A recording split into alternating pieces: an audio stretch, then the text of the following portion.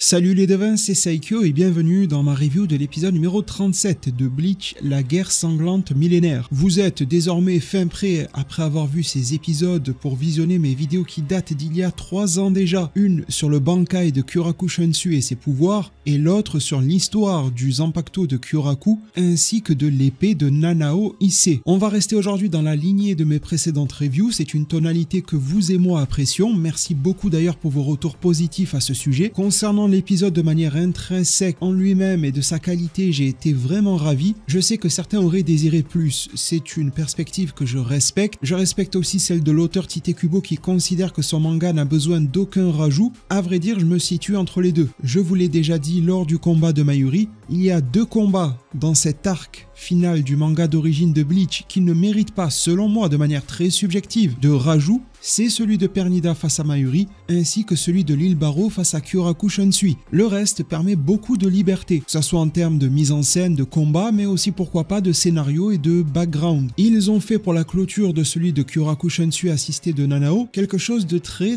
proche de la sève issue du manga. Ça ne m'a pas déplu du tout, bien au contraire, j'ai passé un excellent moment devant. Mention très spéciale à la prestation visuelle que je trouve de prestige. Et puis ça fait un petit peu bizarre aussi de voir l'histoire nous être présentée d'une autre manière qu'à l'époque, quand on lisait les chapitres semaine par semaine. À l'époque, il y avait toute une intrigue autour de Kyokotsu et Shinken Akyoken. Là, ils ont tout balancé d'un coup. L'île Barreau est ce qu'il est, je remarque tout de même qu'il s'apparente énormément, et vous me direz s'il en est de même pour vous en zone commentaire, un dragon de Burn the Witch. D'autant plus dans cette version animée que dans la version manga. Ses ailes dorées, sa posture, sa respiration enflammée, l'île Barreau étant vachement associée à la thématique du dieu. Dans diverses mythologies asiatiques, y compris japonaises, le dragon peut être perçu comme une divinité. Je me demande s'il n'y a pas quelque chose à creuser de ce côté-là, tout comme vis-à-vis de l'épée du clan Ise relativement au roi des esprits. Grâce à cette adaptation en animé de la guerre sanglante millénaire, je pense que l'on peut tisser de plus en plus de liens entre les différents éléments qu'a pu porter à notre regard Tite Kubo ainsi que les équipes de studio Pierrot et Pierrot Film. Le combat de Kyoraku et Nanao contre l'île Barreau dans Bleach est un moment charnière, tant en termes narratifs que thématiques. Nous sommes entrés dans la seconde phase du duel de manière assez inattendue à partir du retour de l'île sous sa forme divine et la mise en avant de Nanao via son épée sacrée, Shinken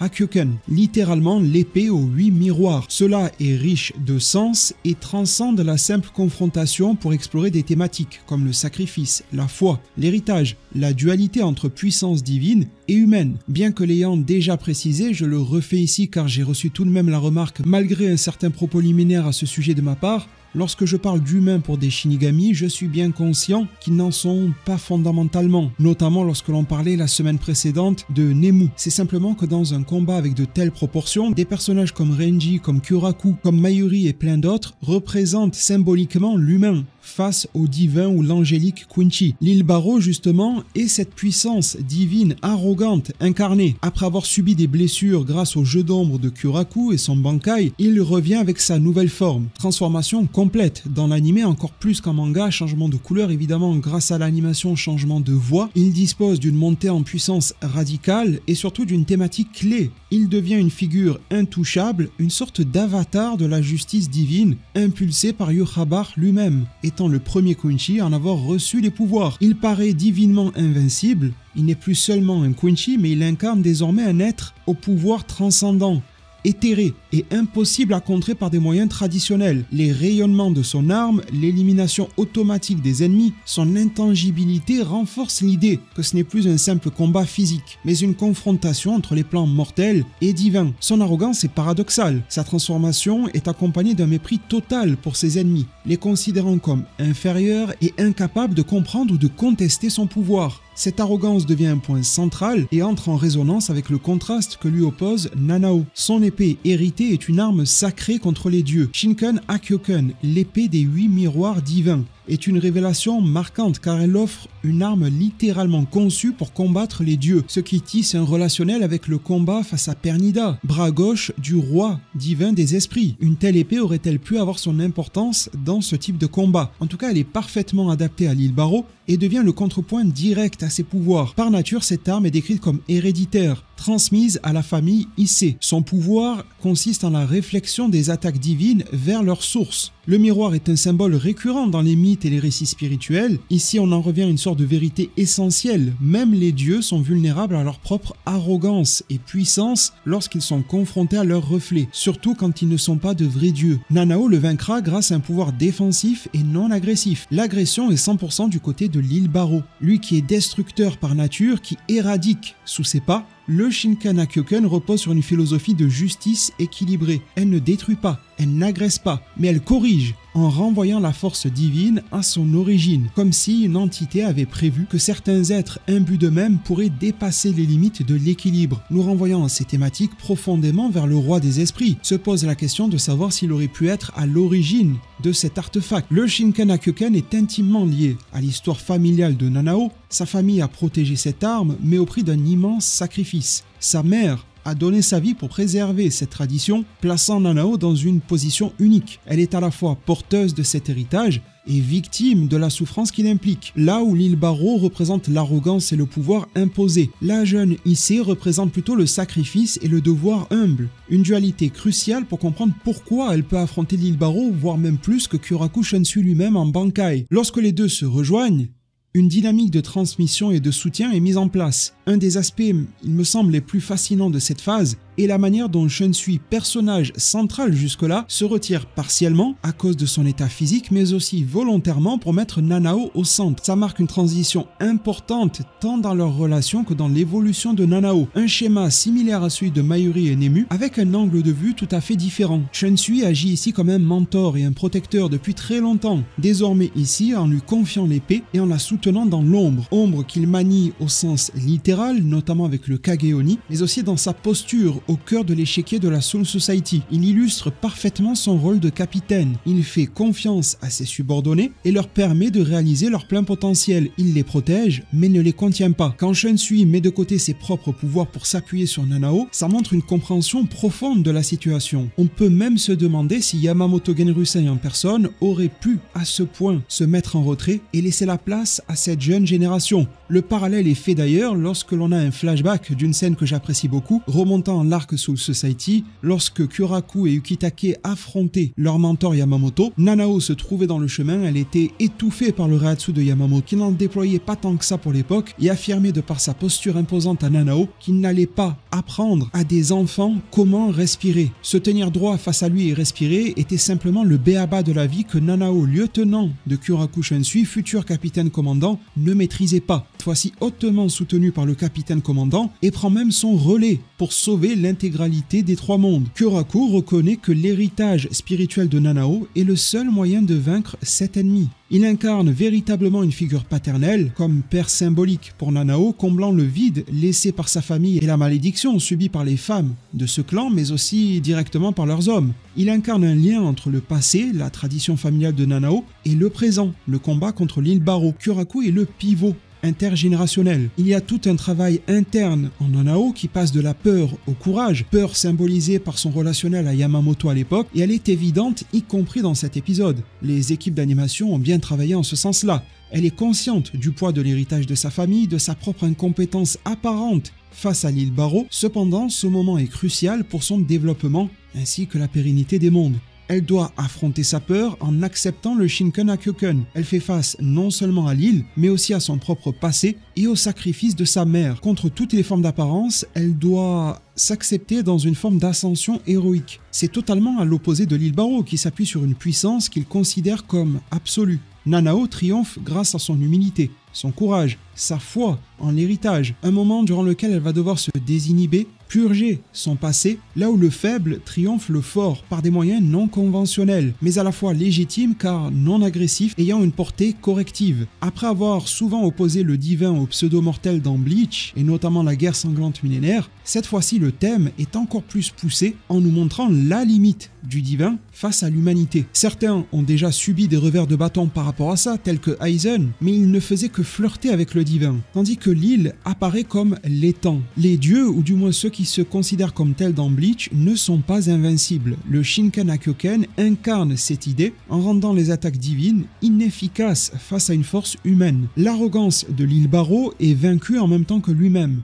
Non pas parce qu'il est faible, mais parce qu'il est incapable de concevoir que sa propre puissance puisse être retournée contre lui, pour se rendre compte qu'il est sa propre faiblesse. Son existence même le cause à sa perte et sa disparition. Sa défaite, dont il ne semble même pas se rendre compte, illustre l'idée que l'arrogance et la croyance en cette propre invincibilité sont des failles fatales. L'île Barrow est vincible. L'humanité démontre de sa force supérieure là où l'île échoue. Nanao réussit en s'appuyant sur des qualités intrinsèquement humaines. Sacrifice, mémoire des ancêtres, capacité d'accepter ses propres limites et donc d'en définir les contours, là où l'île Barrow se considère comme un être parfait. La victoire obtenue est donc hautement symbolique avec Shunsui comme guide, Nanao comme héritière et l'île Barrow comme une mise en garde.